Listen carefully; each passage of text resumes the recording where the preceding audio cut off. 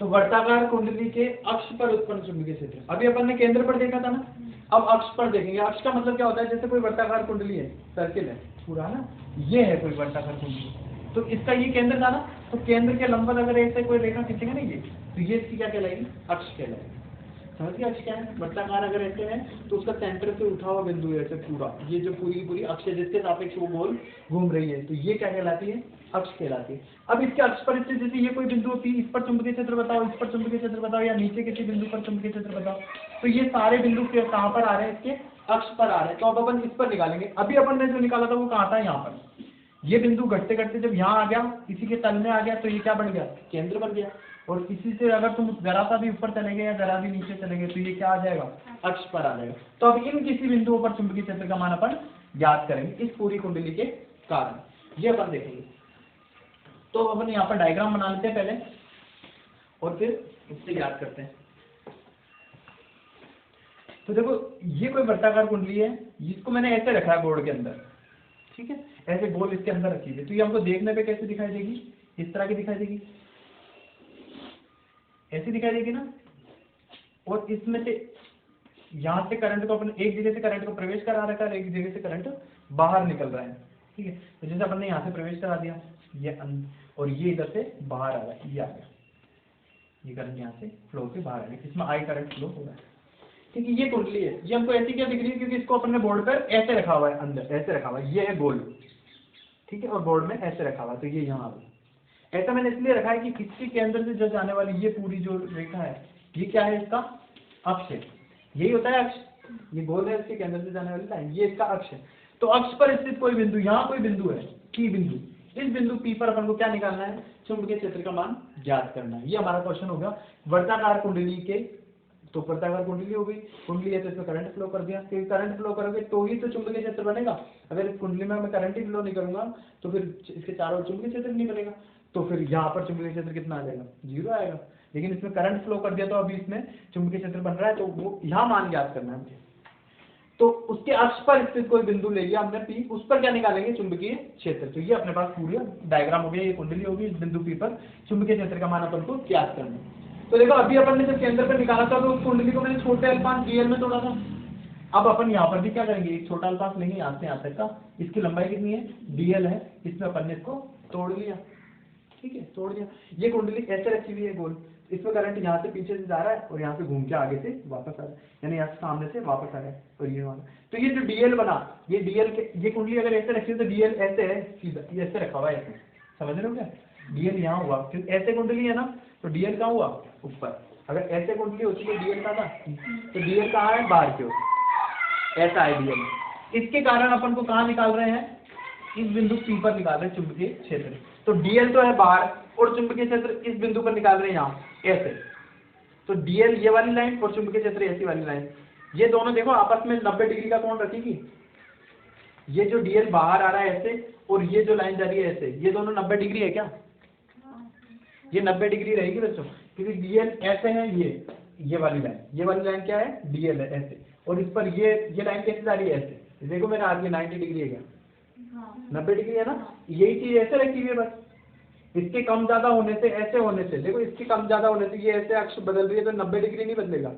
ये बिंदु P ऐसे है, अगर थोड़ा ऊपर भी होता तो ऐसे, ये इसके घूमने से ये 90 डिग्री नहीं बदलेगा। ये dl के साथ ये हमेशा कितने की ओर पर रहेगा, 90 डिग्री पर रहेगा। ये चीज समझ में आ गई। तो इस बिंदु P पर निकालना है। तो अपन जानते हैं, देखो इसमें भी अपन वही लगाएंगे, बायो-सावर्ट के नियम से, बायो-सावर्ट के नियम से, क्योंकि ये भी बायो-सावर्ट के नियम का ही क्या है, एक अनुप्रयोग है। तो बायो-सावर्ट के नियम से अपन जानते हैं कि अल्पांश के कारण, किसी अल्पांश के कारण चुंबकीय क्षेत्र क्या होता है, अल्पांश के कारण चुंबकीय क्षेत्र जो होता है वो होता है dB बराबर μ0/4π I/dl sin θ/r²। ध्यान है, तो हम जानते हैं ये होता है। अभी अपन ने देखा कि dl और r, ये जो इस बिंदु पर निकाल रहे हैं, ये दूरी कितनी होगी, r हो गई, ठीक है। और dl क्या है, इस अल्पांश की लंबाई है। तो ये अपन ने अभी निकाला कि चूंकि थीटा बराबर कितना था, 90 डिग्री, ठीक है। तो साइन की जगह साइन 90 हो गया, साइन 90 क्या होता है, 1 होता है। तो चुंबकीय क्षेत्र dB का जो मान है वो आ जाएगा μ0/4π I D L upon R का स्क्वायर हो जाएगा नहीं, क्योंकि साइन 90 तो क्या हो गया 1 हो गया, तो ये अपने पास मान आ गया इसके कारण। ठीक है, अब इसकी दिशा क्या होगी, तो देखो इसकी दिशा अपन देखते हैं कि चुंबकीय क्षेत्र है, वहां पर तार अगर अपन ऐसे रखा था तो उसके कारण यहाँ अंदर जा रही थी बल रेखा, यहाँ बाहर आ रही थी, चुंबकीय क्षेत्र की दिशा थी। वर्ताकार कुंडली के कारण निकालना था, तो देखो वर्ताकार कुंडली में एक जैसे ऐसे थी वर्ताकार कुंडली, और उसमें करंट अगर इस दिशा में फ्लो हो रहा था, ऐसे घूम रहा है, ऐसे घूम रहा है ना, तो पेज को ऐसे ही घुमाओ इस तरफ, तो पेज कहाँ जाएगा, अंदर या बाहर, ऐसे घुमा रहे, पेज जाएगा अंदर, तो चुंबकीय क्षेत्र अंदर को कैसे लिखते हैं, क्रॉस पे, तो उस कुंडली में केंद्र पर चुंबकीय क्षेत्र की दिशा कहाँ थी, अंदर की ओर। अगर इसी में करंट उल्टा होता, ऐसा घूमता, ठीक है ऐसा, तो इस पेज को अपन ऐसे घुमा रहे ना, तो ऐसे घुमाने पर पेज कहाँ आएगा, बाहर, तो इस पर चुंबकीय क्षेत्र कहाँ हो जाता, बाहर हो जाता, ऐसे निकालते हैं। इस पर निकाल रहे चुंबकीय क्षेत्र, तो देखो इसमें ये घूम रहा है ऐसे, करंट कैसे, ये कुंडली ऐसे रखी हुई है ना, मैंने बताया करंट यहाँ से बाहर आ रहा है, यहाँ से अंदर जा रहा है, ऐसे घूम रहा है। ठीक है, तो डीएल की दिशा कौन सी होगी, ऐसे घूम रहा है, यहाँ से देखो ये बाहर आ रहा है ना, पर ऊपर डीएल लिया था, तो करंट कहाँ आ रहा है, बाहर, तो डीएल की दिशा कौन सी, ये वाली, और आर की दिशा कौन सी, ये वाली, तो डीएल क्रॉस आर इससे निकलेगा, इसको और इसको गुणा करना है आपस में, तो ये गुणा होंगे ऐसे, ऐसे डीएल इधर है और आर इधर है, तो डीएल से आर, तो डीएल से आर ऐसे घुमाओगे, तो ऐसे घुमाया था, ऐसे घुमाना ये, और इसको अगर ऐसे घुमा रहे हो तो पेज का जाएगा यहाँ, तो इस पर दिशा क्या होगी, यहाँ ऊपर किस बिंदु पर निकालना है, इस पे, तो दिशा कहाँ हो जाएगी यहाँ, बात वही ऐसे सारी दिशा ये तो ये चुंबकीय क्षेत्र की दिशा यहाँ होगी। देखो ये दिशा कैसे बनी, डीएल का बाहर और आर का यहाँ, डीएल ये वाला हो गया और आर हो गया ये वाला, और डीएल और आर को गुणा करना है तुम्हें, यानी डीएल से आर गुणा करना है, तो डीएल से आर ऐसे घुमाओगे, तो ऐसे घुमाया तो बल रेखा कहाँ जा रही है, बाहर, तो ये हो गई बाहर। ठीक, ये हो जाएगी अपने पास बल रेखाओं की दिशा। ये जो बिंदु था ये माना कि थीटा कोण पर रखा था, ये जो बिंदु पी लिया ना इसके अक्ष पर, जिस पे चुंबकीय क्षेत्र निकालना था, ये थीटा कोण पर रखा था, तो ये कोण थीटा, तो ये वाला भी कोण बन जाएगा थीटा डिग्री, और ये किसकी दिशा होगी, अपने चुंबकीय क्षेत्र की दिशा, डीबी की दिशा होगी। अब देखो ऐसा ही अल्पांश अगर मैं यहाँ मान लूँ ना, एक और डीएल, इसके जस्ट अपोजिट, कुंडली में ऊपर माना तो नीचे डीएल, तो इसके कारण इस बिंदु पर, क्योंकि निकालनी तो पूरी कुंडली के कारण ही पड़ेगी ना, वहां तो उस पूरी कुंडली के कारण एक ही दिशा में थी, केंद्र पर अंदर की ओर, इसलिए अपन ने सीधा समाकलन कर लिया, ज्ञात हो गया, यहाँ नहीं हो रही एक ही दिशा में, तो यहाँ चुंबकीय क्षेत्र इसके कारण अलग, अब देखो इसके कारण अलग आएगा, यहाँ से बल करंट यूं आएगा और यहाँ अंदर गया था, तो इस डीएल में करंट कहाँ जा रहा है, अंदर, तो अंदर की ओर करंट जा रहा है, तो ये डीएल और इसको मिलाने वाली ये आर, ठीक है, तो इसमें डीएल क्रॉस आर करो, डीएल अंदर है और आर इधर है, तो अंदर से बाहर ऐसे घुमा रहे हैं, तो ऐसे घुमाओगे पेज को ऐसे, तो ये कहाँ जाएगा, नीचे, ठीक है, तो इसका जो चुंबकीय क्षेत्र बनेगा ये किस दिशा में बनेगा, इस दिशा में, ये थीटा, ये भी थीटा, ये किस दिशा में बनेगा, इस दिशा में। तो देख रहे हो कि हमने अगर किसी कुंडली में दो अपोजिट डायरेक्शन में डीएल डीएल ले लिया, अल्पांश लिए, तो एक के कारण चुंबकीय क्षेत्र इस दिशा में, दूसरे के कारण चुंबकीय क्षेत्र इस दिशा में, ऐसा है। तो ऐसा जो कॉम्बिनेशन बन रहा है, तो इस चुंबकीय क्षेत्र जो ये सदिश राशि, इसको दो टुकड़ों में तोड़ेंगे अपन, कौन कौन से टुकड़ों में तोड़ेंगे, एक तो इसका लंब, इसके एक्स दिशा में घटक और इसका वाई दिशा में घटक है, तो थीटा के साथ वाली भुजा हमेशा क्या आती है, कोस थीटा आती है, थीटा के साथ वाली क्या आती है हमेशा, कोस थीटा, और थीटा के ये इस डीबी के साथ थीटा अड़ के इसके साथ है ना, तो कोस थीटा आ गया, और दूसरी वाली क्या आ जाएगी, डीबी साइन थीटा, इधर साइन थीटा, इस वाले को निकालो तो इसमें थीटा के साथ कौन सी, ये वाली, तो ये तो हो जाएगी डीबी कोस थीटा, और ये वाली क्या हो जाएगी, डीबी साइन थीटा। तो हम देख रहे हैं कि डीबी कोस थीटा ऊपर, डीबी कोस थीटा नीचे, दोनों परिमाण में बराबर है, मान बराबर है ना, और दिशा कैसी है, एक दूसरे के अपोजिट, ये दोनों तो एक दूसरे को क्या कर देंगे, कैंसिल कर देंगे, कैंसिल कर देंगे एक दूसरे को, लेकिन ये जो डीबी साइन थीटा आ रहा है, ये इस तरफ जुड़ जाएगा और यही बनेगा हमारे परिणामी चुंबकीय क्षेत्र। तो इसमें जो परिणामी चुंबकीय क्षेत्र वो है, वो क्या आ जाएगा, डीबी साइन थीटा, ये इन दोनों के कारण अल्पांश के कारण। ऐसा ही अगर अपन यहाँ पर एक अल्पांश ले लेते और अपोजिट यहाँ अल्पांश ले लेते ना, तो उसके कारण भी यही होता है, डीबी कोस थीटा हमेशा कट जाते और डीबी साइन थीटा वाले जुड़ते। तो इन अल्पांशों का अपन युग्म लेंगे इसमें, इस कुंडली में, और दोनों के कारण फिर यहाँ पर क्या निकालेंगे, कुल चुंबकीय क्षेत्र निकालेंगे। तो अपने पास परिणामी चुंबकीय क्षेत्र किस डायरेक्शन में बन रहा है, इस डायरेक्शन में बन रहा है, और उसका मान कितना है, डीबी साइन थीटा, ये इन दो अल्पांशों के कारण हो गया जो एक दूसरे के अपोजिट लिए, एक ऊपर लिया गया नीचे ले लिया, ये बन गया डीबी साइन। अब ऐसे अल्पांशों के बहुत सारे युग्म अगर अपन लेते जाएंगे, ये दोनों ले लिए, ये दोनों ले लिए, तो सारे ले लेंगे, तो अपने आप ये पूरी कुंडली कवर हो जाएगी। तो इस अतः संपूर्ण कुंडली के कारण, इसका तो समीकरण दे दे, अतः संपूर्ण, अच्छा इसको अपन लिखेंगे, पहले अपन इसको बता देते हैं कि अल्पांश dl के कारण चुंबकीय क्षेत्र dB है ना, जिसकी x तथा y घटक क्रमशः x घटक x दिशा में ये dB sin थीटा व dB cos थीटा है। x दिशा में घटक तो dB sin थीटा हो गया, y दिशा में कौन सा हो गया, dB cos थीटा। इसी प्रकार जो एक अपन ने इसी के जस्ट विपरीत अल्पांश लिया है, इसको नाम dl डैश ले लेते हैं, इसके जस्ट अपोजिट है, उतना ही बड़ा है, तो उसके कारण चुंबकीय क्षेत्र जब अपन निकालेंगे और उसका x और y घटक निकालेंगे तो वो भी अपने पास क्या आएगा, dB sin थीटा और dB cos थीटा आएगा। ठीक है, फिर लिखेंगे यहां dB cos थीटा परिमाण में तो बराबर है, वह विपरीत दिशा में है, तो ये दोनों क्या कर देंगे, एक दूसरे को कैंसिल कर देंगे, निरस्त कर देंगे।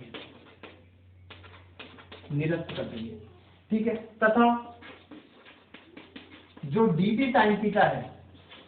तो ये वाले घटक क्या होंगे, घटक आपस में जुड़ जाएंगे, तो ये घटक आपस में जुड़ेंगे। समझ गए क्या ये बात, dB cos थीटा वाले तो कट जाएंगे और dB sin थीटा वाले जुड़ जाएंगे, तो परिणामी चुंबकीय क्षेत्र क्या बन जाएगा, अतः परिणामी चुंबकीय क्षेत्र किसके कारण, पूरी कुंडली के कारण, तो वो बराबर हो जाएगा dB sin थीटा। ये एक अल्पांश के कारण है ना, ऐसे सारे अल्पांश के कारण निकालेंगे तो इसका क्या निकालना पड़ेगा, इंटीग्रेशन, है ना। तो dB sin थीटा तो एक अल्पांश के कारण, मतलब इन दोनों अल्पांशों के युग्म के कारण क्या बन रहा है, dB sin थीटा। तो इस पूरी कुंडली के कारण निकालेंगे तो इसका क्या कर देंगे, समाकलन। तो ये क्या होगा, पूरी कुंडली के कारण उत्पन्न चुंबकीय क्षेत्र B बराबर इंटीग्रेशन dB sin थीटा। इसको इतना उतारो, फिर अपन इसको और करेंगे ना आगे। अच्छा, इसमें देखो, ये अपने पास परिणामी चुंबकीय क्षेत्र तो आ गया, जिसका मान है इंटीग्रेशन dB sin थीटा। अब dB क्या है, वो तो अपन ने निकाला क्या, समीकरण 1, तो ये मान यहाँ रख देंगे। अच्छा, इसमें sin थीटा क्या है, तो एक sin थीटा का मान भी निकाल सकते हैं, थीटा और ये r, दो चीजें आ रही है ना, अपन इसको एक में कन्वर्ट कर लेंगे, तो sin थीटा का और मान निकाल लेते हैं, फिर एक साथ रख देंगे ना। मैं यहाँ लिख देता हूँ पहले कि sin थीटा का मान, देखो इसमें से sin थीटा निकाल देंगे, ये थीटा। ठीक है, माना कि ये जो वर्ताकार कुंडली है, इस वर्ताकार कुंडली की ये जो त्रिज्या है, इस त्रिज्या का मान कितना है, a। कुंडली की त्रिज्या का मान क्या है, a है। त्रिज्या का मैंने r क्यों नहीं माना, क्योंकि अब तक अपन r किसको मान रहे हैं, कुंडली से इसकी दूरी को r, ये r होगी, इसलिए मैंने त्रिज्या को कुछ और नाम भी दिया, इसका मान क्या हो गया, a हो गया। दूसरी बात कि यहाँ से इसके केंद्र से ये जो बिंदु जो था ना, यहाँ तक ये जो दूरी है, इस दूरी को अपन मान लेते हैं, ये दूरी कितनी है, x दूरी है। तो ये डायग्राम में दो चीजें और चेंज कर लो कि इस कुंडली की त्रिज्या माना a है और इस कुंडली के केंद्र से उस बिंदु P जिस पर चुंबकीय क्षेत्र ज्ञात करना है उसकी दूरी कितनी है, x है। ये दोनों दूरियां क्यों मानी मैंने, क्योंकि यहाँ से देखो ये थीटा है, तो इस त्रिभुज में देखो ये यहाँ से लेकर इस वाले त्रिभुज में, इस त्रिभुज में इस थीटा के सामने ये तो हो गया लंब, ये हो गया आधार, और ये 90 डिग्री के सामने वाला ये क्या हो गया, कर्ण हो गया। तो इसमें से देखो साइन थीटा बराबर निकालो, तो साइन थीटा बराबर क्या होता है, लंब बटा कर्ण, ये तो चीज होता है, साइन थीटा बराबर होता है लंब बटा कर्ण। तो इसमें थीटा के सामने लंब ये वाला है, तो ये a आ गया, और बटा कर्ण कौन सा है, ये r, तो a और a अपॉन r, ये चीज आ गई, तो a अपॉन r हो गया। तो यहाँ से अपन साइन थीटा का मान ये a अपॉन r ये और रखेंगे, तो साइन थीटा का मान आ गया a अपॉन r। इसी में देखो ये r क्या है, अगर मैं r को भी ज्ञात करना चाहूँ, ये r क्या है, तो r कर्ण है ना, हम जानते हैं कर्ण का स्क्वायर बराबर क्या होता है, आधार का स्क्वायर प्लस लंब का स्क्वायर, तो a का स्क्वायर प्लस x का स्क्वायर, ये तो होगा, ठीक है ना। तो ये चीज और ध्यान रखना साथ में, एक मैं इसका मान लिख देता हूँ, बाद में काम आएगा, अभी ध्यान रख लो। आर स्क्वायर अगर ये है तो आर निकालूंगा तो इस पूरे की पावर क्या हो जाएगी, 1/2 हो जाएगी, नहीं 1/2 हो जाएगी इसकी पावर। और अगर इसका क्यूब निकालूं मैं, आर की घात 3 करूं, तो ये हो जाएगा a square plus x square, इसकी पावर इधर भी 3 कर दिया तो इधर भी 3 कर दो, पावर 3 हो गया 3/2। इतनी सी चीज समझ में आ गया। मैंने क्यों आर स्क्वायर क्यों निकाला, तो इस समकोण त्रिभुज में से मैंने आर स्क्वायर बराबर आधार स्क्वायर प्लस लंब स्क्वायर से निकाल दिए। आर का मान निकालना था तो स्क्वायर उधर गया तो 1/2 हो जाएगा, इधर 3 करा, दोनों तरफ 3 घात कर दी, घन ले लिया तो इधर भी 3 घात इधर भी 3। तो ये जबरदस्ती मैंने आर क्यूब निकाला क्यों, तो ये अभी तुम्हें अभी फॉर्मूला आएगा तो रखने की जरूरत पड़ेगी, तब निकालना पड़ेगा। तो यहाँ मैंने जब आर स्क्वायर लिखा था तो साथ में लिख दिया ना, अभी पता पड़ जाएगा क्यों निकाला। सब ज्ञात हो जाएगा। तो अपने पास साइन थीटा, तो देखो dv तो यहाँ से यहाँ रखेंगे, साइन थीटा ये वाला मान यहाँ रखेंगे, और फिर इसका क्या करते हैं, समाकलन करते हैं। ये काम करेंगे, इतना उतार लो, फिर यहाँ पर मैं इसको उतार लेता हूँ, इतना और उतार लो फिर। तो जो परिणामी चुंबकीय क्षेत्र B अभी हमारे पास आया था, वो B बराबर था इंटीग्रेशन dB sin थीटा, ये था ना, ये था। तो यहाँ से B बराबर हो गया इंटीग्रेशन dB की जगह पे ये रख दें, तो μ0/4 पाई I dl अपॉन r का स्क्वायर, ये हो गया। तो ये तो dB की, और sin थीटा की जगह रख दें ये गुणा a/r, ये दोनों चीजें रख दी। इसको मिटा दें, इसका मान रख दिया हमने, तो ये हमारे पास आ गया। अब इसको सॉल्व करते हैं हम आगे। तो ये देखो B बराबर, इसमें क्या क्या चीजें कांस्टेंट है उन्हें बाहर ले लो, तो μ0 ऊपर I और ये a, ये पूरा कांस्टेंट है, बटा में क्या आ रहा है 4 पाई और केवल ये 4 पाई यार, इंटीग्रेशन अंदर क्या बच गया, तो dl और बटा में ये r का क्यूब। अच्छा r क्यूब भी कांस्टेंट है बाहर, तो dl ही है, l है तो l वाली टर्म तो कोई भी नहीं, सभी कांस्टेंट बाहर है, क्या बचा इंटीग्रेशन dl। अब इंटीग्रेशन dl क्या है, इस छोटे अल्पांश की लंबाई आता है, और इंटीग्रेशन लग गया मतलब छोटे छोटे अल्पांशों का योग, यानी अगला अल्पांश, ये वाला अल्पांश, ये कहाँ से लेकर कहाँ तक जाएगा यहाँ, तो ये फिर से इसकी क्या हो गई, परिधि हो गई। अभी अपन ने देखा था ना, बिल्कुल वो की वही चीज है, क्योंकि लिख दें हम इंटीग्रेशन dl बराबर क्या होगी, वर्ताकार कुंडली की परिधि, तो ये हो जाता, परिधि का फॉर्मूला होता है 2πr, लेकिन r क्या होती है त्रिज्या, इसमें त्रिज्या क्या मानी है तुमने, a। थोड़ा सा ये ध्यान रख लेना, जल्दबाजी में इसको r नहीं करना, ये हमारे पास आएगा 2πa, क्योंकि अब की बार त्रिज्या हमने क्या मानी है, a मानी है, तो 2πa हो गया, तो इसकी जगह रख देंगे 2πa। तो b का मान आ गया μ0 I a गुणा में आ गया 2πa अपॉन 4πr3, ठीक है, ये अपने पास आ गया। इसको अपन लिख दो ऐसे, b बराबर μ0 अपॉन 4 पाई, इन दोनों को लिख लिया, ठीक है। और उसके बाद इसमें से पाई कट रहा है, 2 से 2 बार काट दो, ठीक है, तो ये 2 बार करके 2r³ बचा नीचे तो, और ऊपर बच रहा μ0 I a²। तो इस तरह से ये अपने पास चुंबकीय क्षेत्र B का मान आ गया। अब इसमें ये देखो, ये r³ आ रहा है बटा में, ठीक है, अभी हमने r³ का मान निकाला था ना यहाँ से, ये इसीलिए निकाला था। अगर तुम मान नहीं निकालोगे, ध्यान नहीं आएगा, तो जब ये फॉर्मूला आएगा तो अपने आप ध्यान पड़ जाएगा r³ निकालना है, तो फिर कर लेना वही यही चीज, और r³ निकाल लें। तो r³ का मान यहाँ रख दो, तो b बराबर हो गया μ0 I a² बटा 2r³ की जगह ये रख दें a² प्लस x² और इस पूरे की घात 3/2। तो इस तरह से अपने पास इस कुंडली के अक्ष पर स्थित किसी बिंदु P पर चुंबकीय क्षेत्र B का मान आ गया μ0 I a² upon 2 a² plus x² के होल पावर 3/2, ठीक है। ये किस बात पर निर्भर कर रहा है, ये देखो x भी आ रहा है इसमें, अर्थात इस कुंडली के केंद्र से ये बिंदु कितनी दूरी पर है इस पर निर्भर कर रहा है। अगर तुम ज्यादा दूर ज्ञात करो चुंबकीय क्षेत्र तो कम ही आएगा, ये देखो इसका मान ज्यादा करोगे, ये बटा में लगा हुआ है, तो B का मान कम आ जाएगा। अगर ये बिंदु पास आ गया तो इसका चुंबकीय क्षेत्र का मान ज्यादा आ जाएगा। ये x क्या है, यहाँ से इस बिंदु की दूरी, ये हो गया x। अगर बताओ इस बिंदु को मैं कम करता अगर यहाँ ले आऊं पूरा, तो ये x कम होता कितना हो गया, 0 हो जाएगा ना। अगर इस बिंदु को मैं केंद्र पर ले आऊंगा, तो हम जानते हैं कि केंद्र पर ये एक विशेष स्थिति है हमारी। विशेष स्थिति क्या है कि जब मैं इसको x केंद्र पर जब ले आऊंगा, इस बिंदु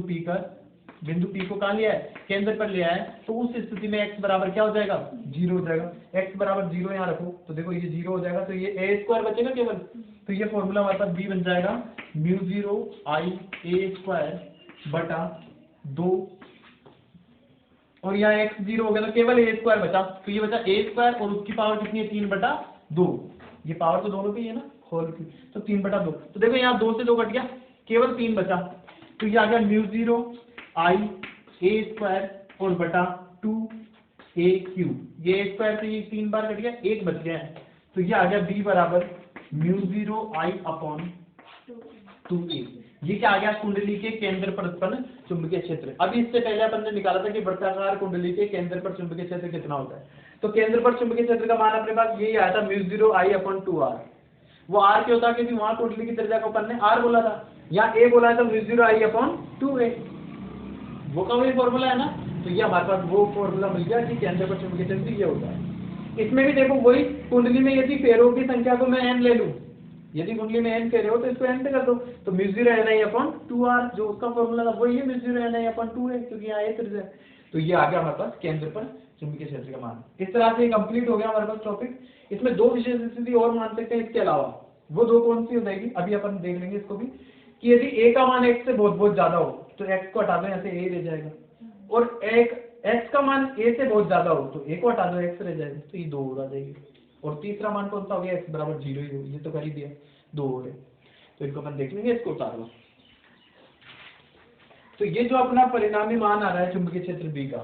इस पे विशेष स्थिति लगाएंगे। पहली तो हो गई केंद्र पर, तो केंद्र पर x बराबर 0 रखा, तो ये आ गया B केंद्र पर चुंबकीय क्षेत्र। दूसरी अपन विशेष स्थिति लगा रहे हैं कि जब a का मान बहुत बहुत बड़ा हो x से, a कौन है इसकी त्रिज्या, यानी कुंडली तो बहुत बड़ी ले ली, लेकिन उससे केंद्र से थोड़ी सी दूर का निकाल रहे हो, x छोटा है, तो कुंडली बड़ी है, x वो बिंदु छोटा है, तो a का मान जब बड़ा है x से तो a स्क्वायर तो और भी बड़ा हो जाएगा, तो एक्स स्क्वायर को इसकी तुलना में अपन क्या करेंगे, नगण्य, तो इसको हटा देंगे। तो ये जो आंसर आएगा वो आ जाएगा b बराबर म्यू0 i a स्क्वायर अपॉन 2,